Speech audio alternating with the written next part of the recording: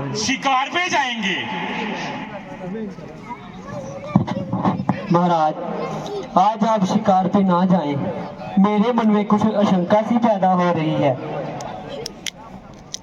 जहां जहां तक सूर्य का चक्कर घूमता है, वहां तक का जल, वायु, अग्नि, द्रविड़, सौंदर्य, अंग, बंग, दक्षिण के प्रदेश, इन सब पे हमारा अधिकार है।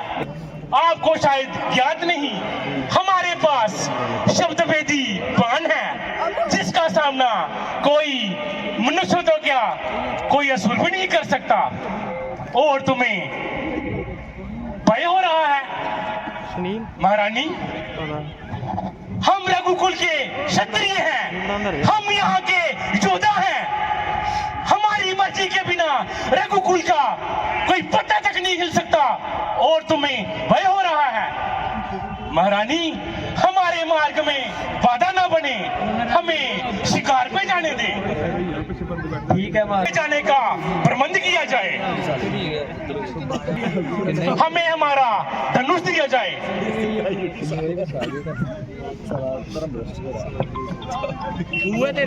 महारानी सुमित्रा, हमें हमारे शब्द वेदी बांध दिए जाए।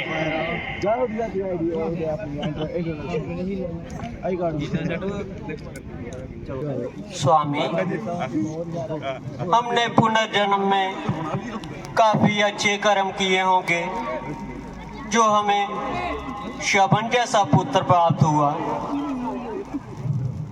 तुमने सत्य कहा ज्ञानवंती।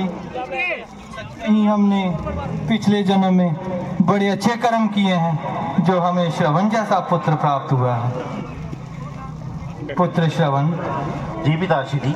मेरे निकट आओ पुत्र, मेरे निकट आओ। जैसी आपकी आज्ञा पिताश्री। पुत्र श्रवण, प्यास के मारे हमारा कंठ सूखा जा रहा है, हमारे लिए जल का प्रबंध करो। जैसी आपकी आज्ञा पिताश्री। जहाँ पास में ही सरयू का बहाव है, मैं शीघ्रता पूर्वक जाकर आपके लिए जल लेके आता हूँ, जिससे आपकी जय कंठ की प्यास बुझ सके। पिताश्री, मुझे आज्ञा दे कि मैं आपके लिए जल लेने जाऊँ। जाओ पुत्र। जैसी आपकी आज्ञा पिताश्री। शीघ्र आना पुत्र। मैं शीघ्रता पूर्वक लौटूंगा पिताश्री।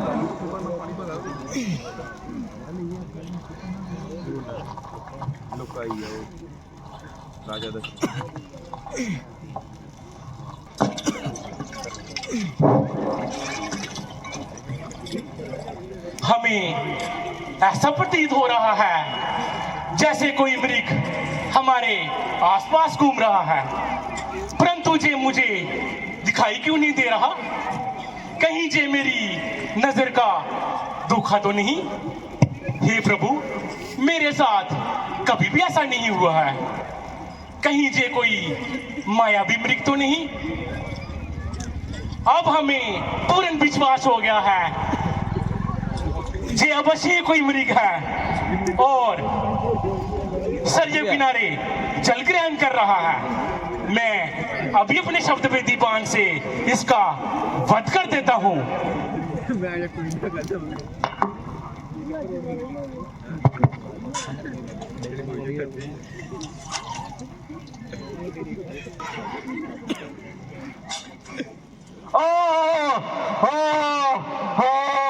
रक्षा करो ईश्वर, रक्षा।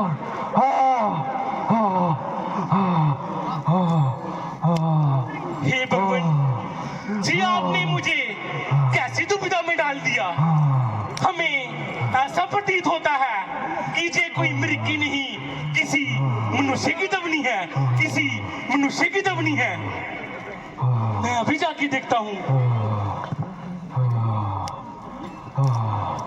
कौन है, कौन है मुझ पे शुभ के प्रहार करने वाले? कौन हो तुम? कौन हो तुम? हे वीर ब्राह्मण, मुझे क्षमा करें, मुझे क्षमा करें। ये सब मेरी भूल के कारण हुआ है। हे वीर कुमार, पहले मैं आपका जी बात निकाल देता हूँ ताकि आपकी पीड़ा कुछ कम हो सके। ए दुष्ट, तुमने ये बात नहीं मानो जैसे मेरे प्राण निकाल लिए हो, मेरे प्राण निकाल लिए हो। ए दुष्ट, कौन हो तुम, कौन हो? हे मुनि कुमार, मुझे क्षमा करें, मुझे क्षमा करें। ये सब मेरी भूल के कारण हुआ है, ये सब मेरी भूल से हुआ है। हे वीर ब्राह्मण, आप कौन हैं और किस अभिप्राय से सरयू किनारे आपका आगमन हुआ था? मैं अपने पिताजी शांतनु का इकलौता पुत्र श्रवण कुमार हूँ और वह अंधे है। मेरे माता पिता दोनों अंधे हैं और वह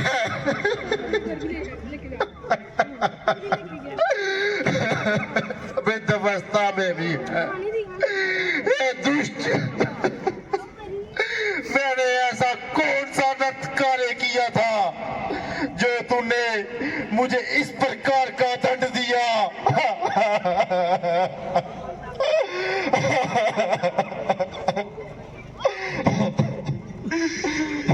हे मुनि कुमार, ये तो मुझसे बहुत बड़ा अपराध हो गया है, ये मुझसे बहुत बड़ा अपराध हो गया है।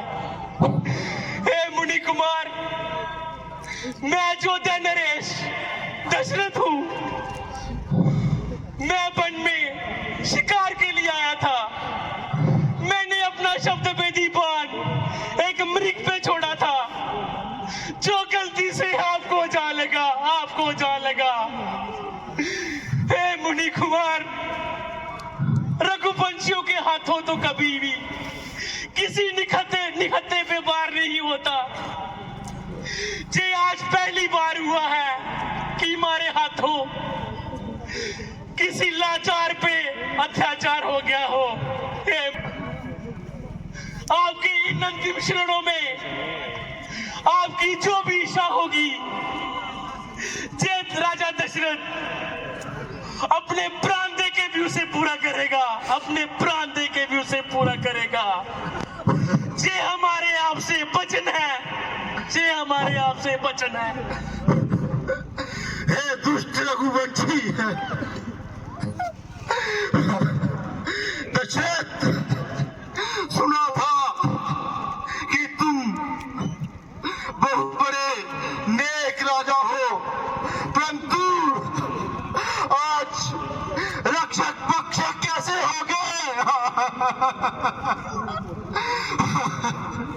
हे दशरथ, तेरे इन बाणों ने इस बाण से एक नहीं तीन हत्याएं करी है, तीन हत्याएं करी है, तीन। परंतु श्रवण कुमार, मेरा बाण तो केवल आपको लगा है, फिर मेरे हाथों तीन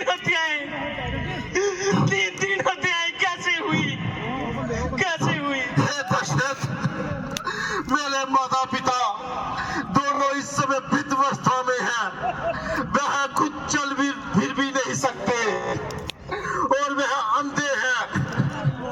जब उन्हें इस बात का ज्ञान होगा कि उनका पुत्र इकलौता सहारा श्रवण अब इस संसार में नहीं है, उनके मन में क्या बीतेगी? वह तो इस वियोग में ही तड़प के मर जाएंगे कि हमारा पुत्र इकलौता सहारा श्रवण कुमार अब इस संसार में नहीं रहा। ए दुष्ट,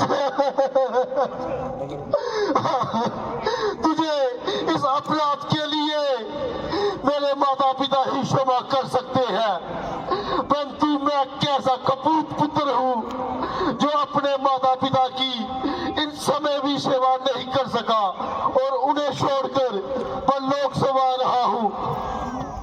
हे दशरथ, तुम मुझे वचन दो कि तुम मेरे कहने अनुसार पहले मेरे पिताश्री को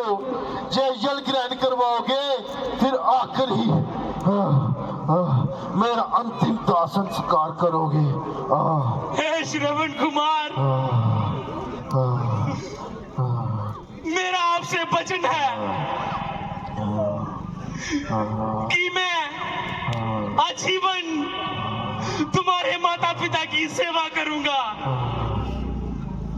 अपना पूरा जीवन उन पे निछावर कर दूंगा, और ये जल भी मैं अवश्य ही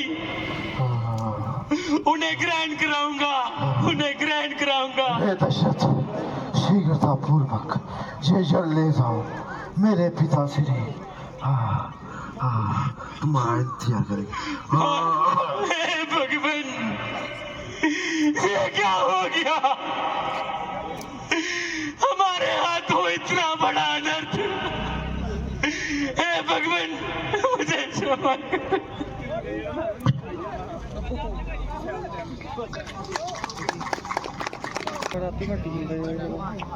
पुत्र श्रवण आ गया। श्रवण, तू आ गया बेटा, जल लेकर आ गया बेटा।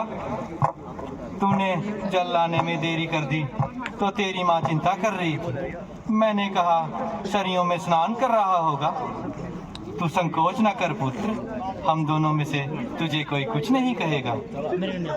इसमें कहने की बात ही क्या है? देर हो गई तो हो जाने दो। तू तो पुत्र अपने अंधे माता पिता का इकलौता सहारा है, दुर्लभ आंखों का तारा है। आ पुत्रा, हमें जल पिला, हमारा मन शीतल कर। आ पुत्रा, हमें जल पिला। नहीं नहीं पुत्र, पहले अपने पिता को पिला।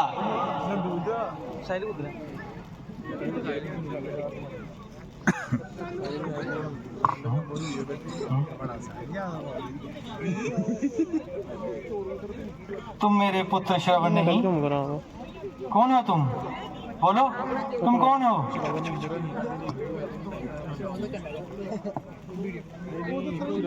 आपने सत्य कहा महात्मा, मैं आपका पुत्र श्रवण नहीं हूँ।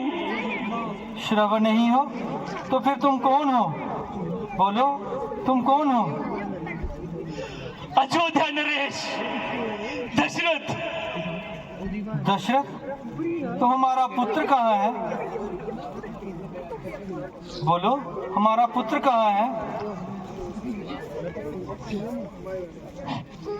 जाओ पुत्र जाओ, हमारा पुत्र श्रवण कहाँ भी हो उसको बुला के लाओ। उसको कहो तुम्हारे अंधे माता पिता प्यास के कारण व्याकुल हो रहे हैं। माते, थोड़ा जल ग्रहण कर लें, उसी ने भेजा है। नहीं, हम अपने पुत्र के हाथों ही जल ग्रहण करेंगे। जाओ, हमारा पुत्र जहाँ भी है उसे शीघ्र भेजो, उसे शीघ्र भेजो। जा पुत्र, हमारा पुत्र श्रवण कहाँ भी हो उसको ढूंढ के लाओ, उसको बुला के लाओ। कहो तुम्हारे अंधे माता पिता प्यास के कारण व्याकुल हो रहे हैं, जाके उनको जल ग्रहण करवाए। माते, अभी ये संभव है, अभी ये संभव है। श्रवण चला गया, श्रवण चला गया। श्रवण चला गया, परंतु कहाँ? नहीं नहीं, ये झूठ है। यदि मेरे पुत्र श्रवण को कोई स्वर्ग भी दे दे तब भी वो अपने अंधे माता पिता को सहाय छोड़कर नहीं जाएगा। हे महात्मा, वो सत्य में ही स्वर्ग लोग जा चुका है। ये सब मेरी गलती से हुआ। मैं वन में शिकार के लिए आया था। गड़ा भरने की दवनी को मैंने मृग की आवाज समझ ली और उस पे मैंने अपना शब्द वेदी बाण चला दिया। जो आपके पुत्र श्रवण को जा लगा, आपके पुत्र श्रवण को जा लगा। श्रवण अब नहीं रहे, श्रवण अब नहीं रहे। नहीं, ऐसा नहीं हो सकता।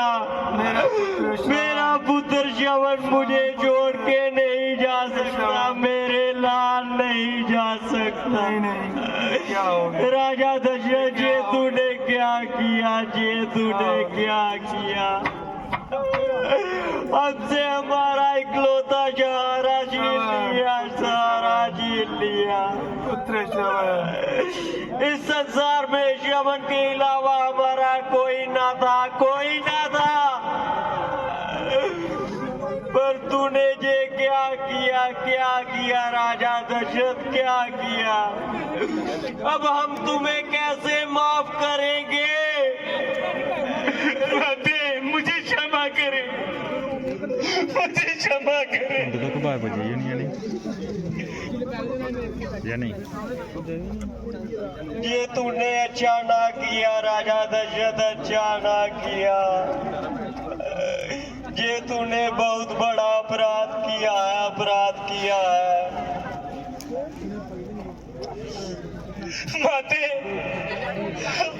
आप थोड़ा जल ग्रहण कर ले, उसी ने भेजा है।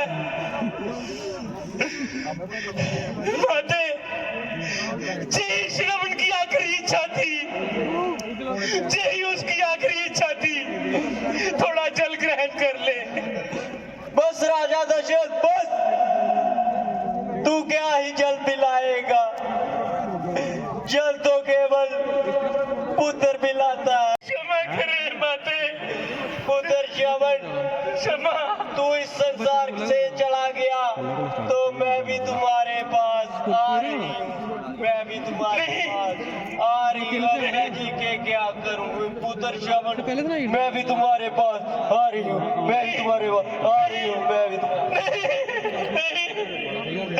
हे भगवान, ये क्या हो गया, ये क्या हो गया? नहीं नहीं नहीं नहीं नहीं, ये क्या हो गया? नहीं नहीं नहीं नहीं,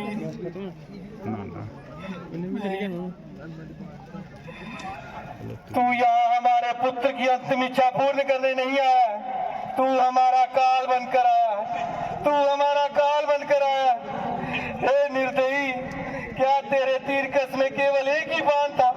निकाल दूसरा बाण और भेज दे मेरी भी छाती, और भेज दे मुझे भी अपने पुत्र के पास, भेज दे मुझे भी अपने पुत्र के पास। मुझे क्षमा करें महात्मा, मुझे क्षमा करें, मुझसे बहुत बड़ी भूल हुई है, मुझे क्षमा करें, क्षमा, मुझे क्षमा करें। हे राजा दशरथ, क्षमा तुझे, तूने एक नहीं तीन हत्याएं की हैं, तीन हत्याएं की हैं तूने।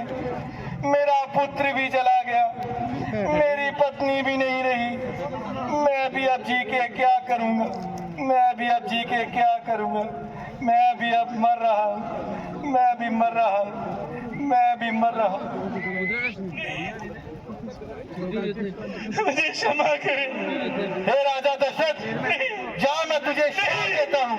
जिस प्रकार मैं अपने पुत्र के वियोग में तड़प तड़प के मर रहा हूँ, उसी प्रकार तू भी अपने पुत्र के वियोग में तड़प तड़प के मरेगा, तड़प तड़प के मरेगा। जा, मैं तुझे श्राप हे भगवान, ये क्या हो गया?